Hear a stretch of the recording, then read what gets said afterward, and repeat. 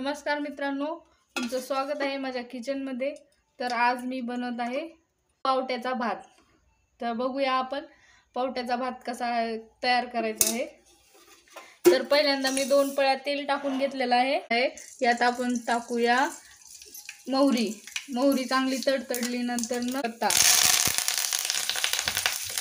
पत्ता चांगला तळल्यानंतर कांदा, आपलं लसूण आणि अद्रकची ही घरी तयार केलेली पेस्ट, लसूण आणि अद्रकला चांगलं तळून घ्यायचं आहे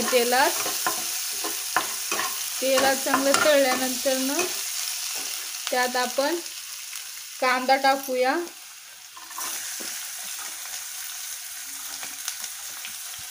कांदा आपण चांगला तळून घेऊया।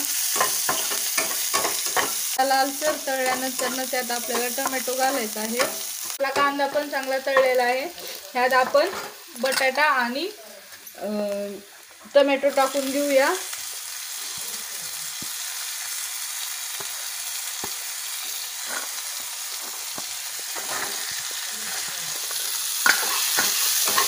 तर हे बघू शकता मी टोमॅटो पण आणि बटाटो पण ह्यात घालून घेतलेला आहे।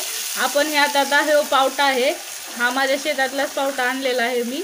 त्या पावट्याचा भात बनवत आहे। तर हा पावटा पण आपण यात घालून घेऊ। पावटा अवेलेबल नसेल तर हरभरे भिजत घालून किंवा वाटाणा किंवा आपली मुगाची डाळ, तुरीची डाळ हे सगळं घालू शकता। आता माझ्याकडे पावटा आहे त्याच्यामुळे मी पावटाचा भात करत आहे। तर बघा हे सगळं आपल्याला 2 मिनिटं शिकून घ्यायचं आहे चांगलं, आणि 2 मिनिटासाठी आपल्याला झाकण टाकायचं आहे। 2 मिनिटं झालेले आहेत, आपण झाकण काढूया। बघा आपली भाजी चांगली शिकून निघालेली आहे। 2 मिनिटं आपण असं हलवून घेऊया। पावटा आपला वापरून घेतलेला आहे, बटाटा पण चांगला वापरलेला आहे। तर आता आपण यात मसाले घालून घेऊया। अर्धा चमचा हळद,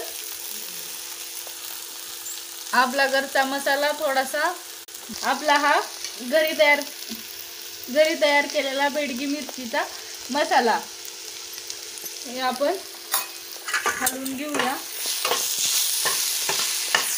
तर मीठ आपल्याला 2 चमचे घालून घ्यायचं आहे। बघू शकता आपण सगळे पदार्थ एकत्र मिक्स करून घेतलेले आहेत। भाजी तयार झाल्यासारखी दिसते ना आपल्याला। तर आपला भात पण एकदम टेस्टी होणार आहे। हे तांदूळ मी 2 पाण्याने स्वच्छ धुवून घेतलेले आहेत। आता हे तांदूळ आपण यात टाकून घेऊया। चांगलं हलवायचं आहे आपल्याला ह्याला।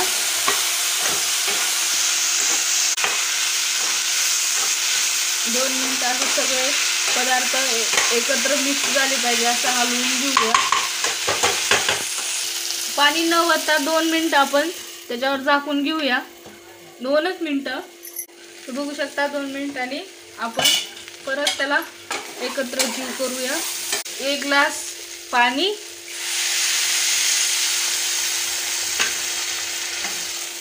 चांगलं हलवून घेऊया आपण।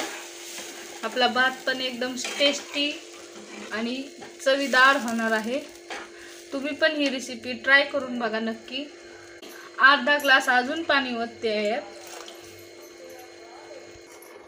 सगळ्यात शेवटी आपण थोडीशी अशी कोथिंबीर टाकून घेऊया। तर आपण आता ह्याच्यावर झाकण ठेवूया। एक 10-15 मिनिटात आपला भात शिजून निघेल। तर बघू शकता आपला भात शिजलेला आहे। 10-15 मिनिटात भात शिजून निघालेला आहे आपला। तर आपण ह्यात आता अशी वरून थोडीशी अशी कच्ची कोथिंबीर टाकू आणि ताटात वाढून घेऊया।